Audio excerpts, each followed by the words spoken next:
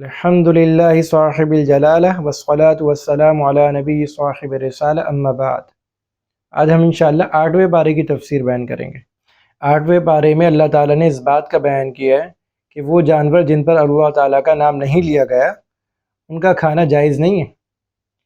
جانور بھی اللہ تعالیٰ کی مخلوق ہیں اور انسان بھی اللہ تعالیٰ کی مخلوق ہے، تو انسان کو ایسے کون سے سرخاب کے پر لگ گئے کہ وہ دوسرے جانوروں کو ذبح کرتا پھرے؟ اگر عقلاً دیکھا جائے تو یہ دونوں مخلوق ہیں، ایک مخلوق کو دوسری مخلوق کو ذبح کرنے کا کوئی اختیار نہیں ہے، لیکن اللہ تعالیٰ نے اپنی رحمت سے انسانوں کو اس بات کا اختیار دیا کہ چلو تمہیں تو کوئی اس بات کا اختیار نہیں تھا کہ تم میری مخلوق کو ذبح کرتے، لیکن ہمارا نام لے کر اسے ذبح کر لو اور کھا لو۔ وَلَا تَأْكُلُوا مِمَّا لَمْ يُذْكَرِ اسْمُ اللَّهِ عَلَيْهِ، کہ اس جانور کو مت کھاؤ کہ جس پر اللہ کا نام نہ لیا گیا ہو، لیکن ہمارا نام لے کر جس جانور کو ذبح کرو گے اسے کھا لو، وہ جانور جو حلال ہیں۔ یاد رکھیں کہ اللہ تعالیٰ کا نام لے کر جانور کو ذبح کرنا ضروری ہے۔ اگر کوئی بھول گیا، بھولے سے اگر کسی نے نام نہیں لیا تو وہ جانور بھی حلال ہو جائے گا، لیکن اگر کوئی شخص جان بوجھ کے اللہ تعالیٰ کے نام کو چھوڑ دے، جان بوجھ کر بسم اللہ کو چھوڑ دے، تو وہ جانور کھانا حلال نہیں ہوگا، وہ مردار ہے۔ اس کے بعد اللہ تعالیٰ نے قرآن حکیم میں یہ بات فرمائی وَذَرُوا ظَاهِرَ الْإِثْمِ وَبَاطِنَهُ، کہ گناہ ظاہری بھی چھوڑ دو اور باطنی گناہ بھی چھوڑ دو۔ ہمارے معاشرے میں دو قسم کے لوگ ہیں، ایک وہ لوگ ہیں جو یہ کہتے ہیں کہ صرف ظاہر کو اچھا کر لو، باطن کی کیا فکر ہے، یعنی صرف ظاہری اعمال اچھے ہو جائیں، باطن کے کیا کرنا ہے، باطن کون دیکھ رہا ہے۔ دوسرے لوگ وہ ہیں جو ظاہری اعمال کو کچھ نہیں سمجھتے، کہتے بس باطن کو صحیح کر لو، اور باطن کو صحیح کرنا تو صرف ایک دعویٰ ہے، اصل میں شریعت کے احکامات کا مذاق اڑانا ہے۔ جیسے کہ پردے کے معاملے میں کہتے ہیں کہ بھئی اصل پردہ تو دل کا پردہ ہوتا ہے، ساتھ بیٹھنے میں کیا حرج ہے۔ تو شریعت نے کیا فرمایا؟ اللہ تعالیٰ قرآن حکیم میں اعلان فرما رہے ہیں وَذَرُوا ظَاهِرَ الْإِثْمِ وَبَاطِنَهُ، کہ ظاہری گناہ بھی چھوڑو، باطنی گناہ بھی چھوڑو، یہ شریعت ہے۔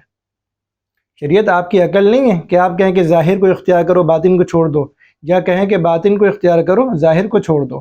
اللہ تعالیٰ نے صاف اعلان کر دیا کہ شریعت یہ ہے کہ تمہیں ظاہری گناہ بھی چھوڑنے پڑیں گے، تمہیں باطنی گناہ بھی چھوڑنے پڑیں گے۔ ظاہری و باطنی گناہ کو چھوڑے بغیر آپ کا کام شریعت میں نہیں چلے گا۔ اور باطنی گناہ کیا ہے؟ انسان حسد کو چھوڑے، کینہ کو چھوڑے، بغض کو چھوڑے، اپنے دل سے تکبر کو نکالے، کبر کو نکالے۔ تکبر اور کبر میں کیا فرق ہے؟ تکبر یہ کہ انسان اپنے آپ کو بڑا سمجھے اور سامنے والے کو حقیر بھی سمجھے، اور کبر یہ کہ انسان کبر میں سامنے والے کو حقیر نہیں سمجھتا، لیکن اپنی ذات کی کوئی بڑائی دل میں ہوتی ہے کہ ہم بھی کچھ ہیں، اپنا کوئی روب، اپنی کوئی فضیلت انسان کے دل میں بیٹھ جاتی ہے۔ انسان اپنے آپ کو کچھ سمجھتا ہے، سامنے والے کو بھلے حقیر نہ سمجھے، لیکن اپنی قیمت دل کے اندر بیٹھ جاتی ہے، انسان اپنے آپ کو بہت کچھ سمجھنے لگ جاتا ہے۔ اور معاشرے میں بہت سارے فساد کی جڑ صرف یہ کبر ہے۔ حدیث میں آتا ہے لا يدخل الجنت من كان في قلبه مثقال حبة من کبر، کہ جس کے دل میں رائی کے دانے کے برابر بھی کبر ہوگا نا، وہ جنت میں نہیں جائے گا، رائی کے دانے کے برابر بھی۔ اور کبر یاد رکھیں انسانوں میں ہوتا ہے، کبر نکالنا پڑتا ہے۔ خلاصہ یہ کہ کبر کو نکالنا آسان نہیں ہے، کبر نکلتا ہے اللہ والوں کے پاس بیٹھنے سے، جب اللہ والوں کی نظر پڑتی ہے نا، اور جب وہ تربیت کرتے ہیں، ان کی تربیت کا نتیجہ یہ ہوتا ہے کہ انسان کے دل سے کبر نکل جاتا ہے۔ اس کے بعد اللہ تعالیٰ نے ان لوگوں کا بیان کیا جنہوں نے اپنے دین کے اندر تفریق ڈالی۔ ان الذین فرقوا دینہم وکانوا شیعا لست منہم، کہ وہ لوگ جنہوں نے اپنے دین کے اندر پھوٹ ڈالی اور وہ گروہ در گروہ تقسیم ہو گئے، آپ کون سے کوئی واسطہ نہیں، آپ کون سے کوئی تعلق نہیں ہے۔ تو یاد رکھیں دین کے اندر پھوٹ ڈالنا، لوگوں کو دین کے نام پر تقسیم کرنا، یہ انتہائی مذموم عمل ہے۔ شریعت نے اس کی انتہائی درجے مذمت کی ہے، اور شریعت نے اسے بالکل بھی پسند نہیں کیا۔ علمی بنیاد پر، دلائل کی بنیاد پر اختلاف ہو جانا کوئی بری چیز نہیں ہے، یہ اختلاف صحابہ رضوان اللہ علیہم اجمعین جیسی مقدس جماعت کے درمیان بھی ہوا ہے، لیکن آپس میں نفرتیں نہیں تھیں، ایک دوسرے کی تکفیر نہیں تھی، ہر ایک دوسرے کا ادب کرتا تھا۔ بلا وجہ مسلمانوں کو تقسیم کرنا، مسلمانوں کی وحدت کو خراب کرنا، اور مسلمانوں میں افتراق و اختلاف کو پیدا کرنا، یہ شریعت کے اندر انتہائی ناپسندیدہ عمل ہے۔ اس کے بعد اللہ تعالیٰ نے اپنا قانون رحمت بیان کیا ہے۔ قانون رحمت کیا ہے؟ من جاء بالحسنۃ فلہ عشر امثالہا، کہ جو شخص ایک نیکی کر کے لے کے آئے گا نا، اسے ایک نیکی کا بدلہ 10 نیکی سے دیا جائے گا۔ ومن جاء بالسیئۃ فلا یجزی الا مثلہا، اور جو برائی کر کے آئے گا، چلو برائی کا بدلہ اسے اتنا ہی دیا جائے گا۔ نیکی کا بدلہ کتنا؟ 10، برائی کا بدلہ کتنا؟ اتنا ہی دیا جائے گا۔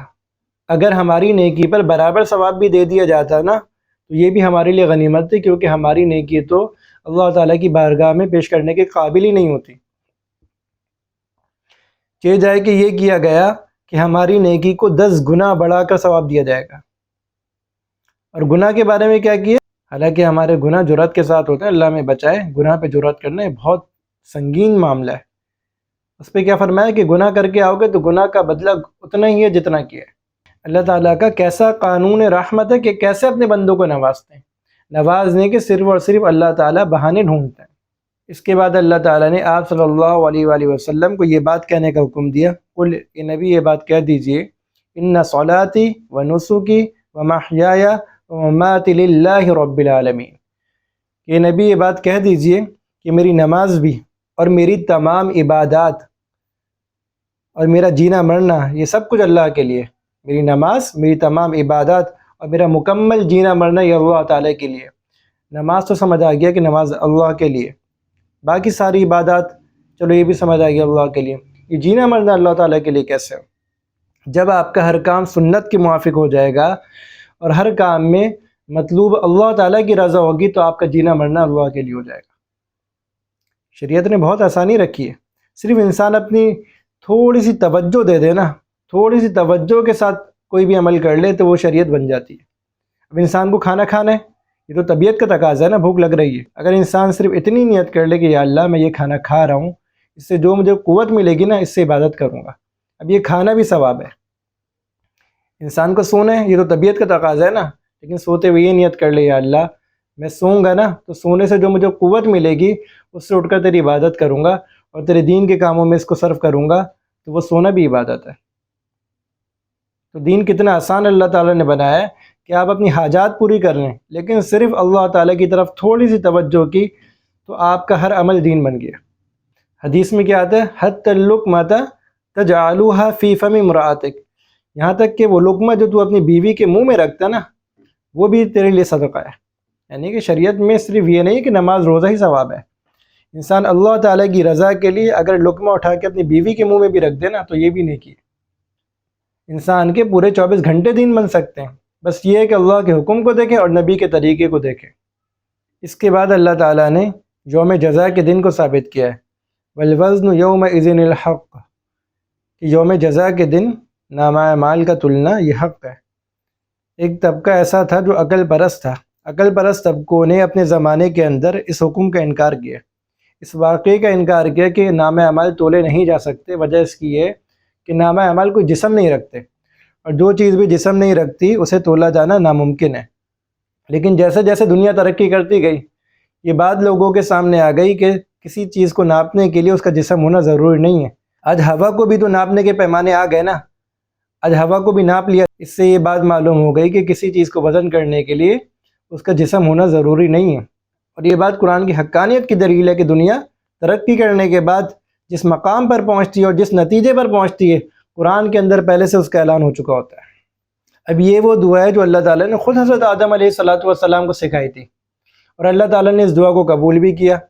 یاد رکھیں جو دعائیں قرآنی ہوتی ہیں اور جو دعائیں حدیث میں آئی ہوتی ہیں ان دعاؤں نے قبولیت کا راستہ دیکھا ہوتا ہے، وہ دعائیں اللہ تعالیٰ کی مقبول ہوتی ہیں، تو ان دعاؤں کو پڑھنے کا زیادہ سے زیادہ اہتمام کرنا چاہیے۔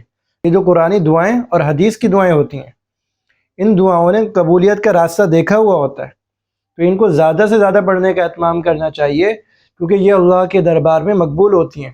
ان کے الفاظ بھی اللہ تعالیٰ کے سکھائے ہوئے ہوتے ہیں، ان کے الفاظ نبی کی زبان سے ادا ہوئے ہوتے ہیں، ان الفاظوں نے قبولیت کے راستے دیکھے ہوئے ہوتے ہیں، تو یہ دعائیں جلدی قبول ہوتی ہیں۔ اس کے بعد اللہ تعالیٰ نے مسلمانوں کو کچھ آداب سکھلائے۔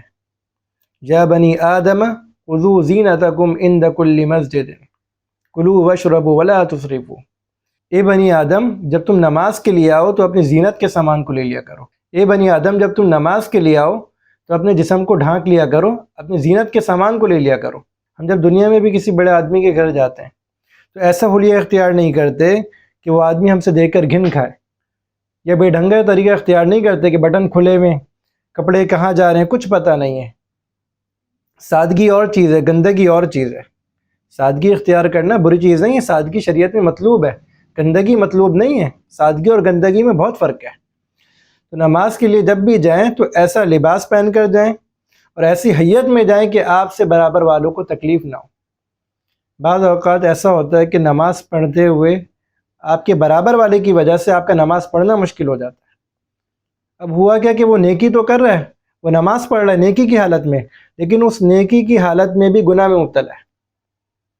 صرف ایک تھوڑی سی غفلت ہوئی نا، ایک تھوڑی سی غفلت ہوئی تو وہ نیکی کی حالت میں بھی گناہ کے اندر مبتلا ہو گیا۔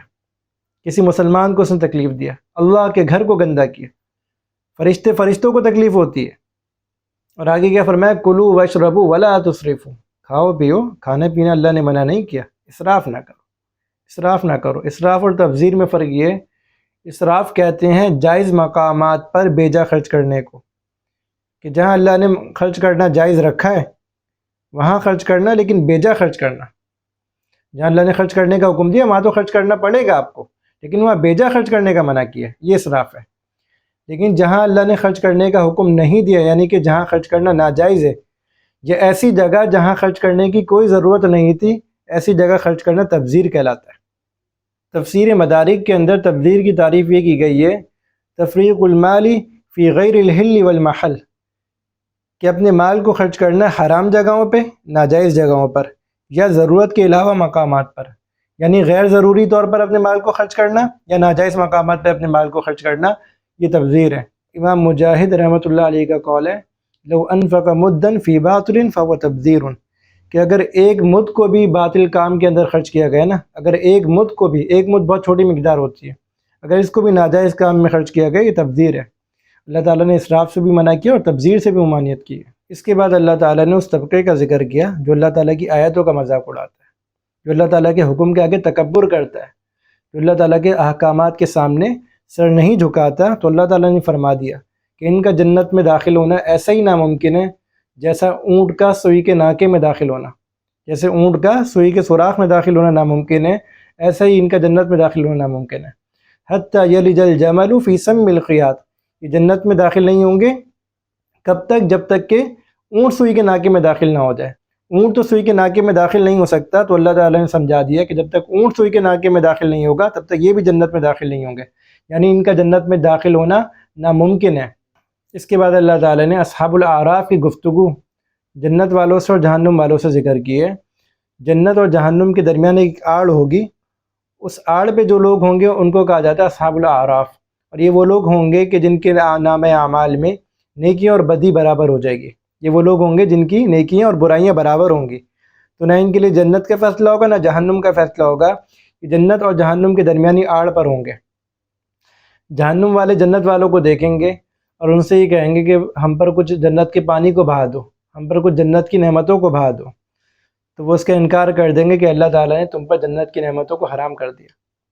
اصحاب اعراف جنت والوں کو دیکھیں گے تو ان کو مبارکباد دیں گے کہ اللہ تعالیٰ تمہیں کتنی بابرکت جگہ پر لے آئے اور تمہارے کتنے مزے ہیں، اور وہ اللہ تعالیٰ سے خود بھی جنت کی امید کر رہے ہوں گے کہ اللہ تعالیٰ ہمیں معاف کر کے جنت میں بھیج دیں گے۔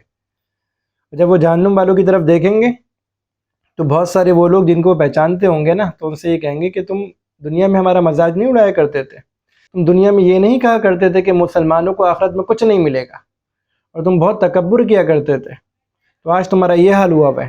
اللہ تعالیٰ اصحاب الاعراف کو تو اپنی رحمت سے جنت میں داخل کر دیں گے، اور جہنمیوں سے یہ خطاب کریں گے، فَالْيَوْمَ نَنْسَاهُمْ كَمَا نَسُوا لِقَاءَ يَوْمِهِمْ هَذَا، ہم نے آج تمہیں بھلا دیا جس طرح تم نے ہم سے آج اس دن کی ملاقات کو بلایا تھا۔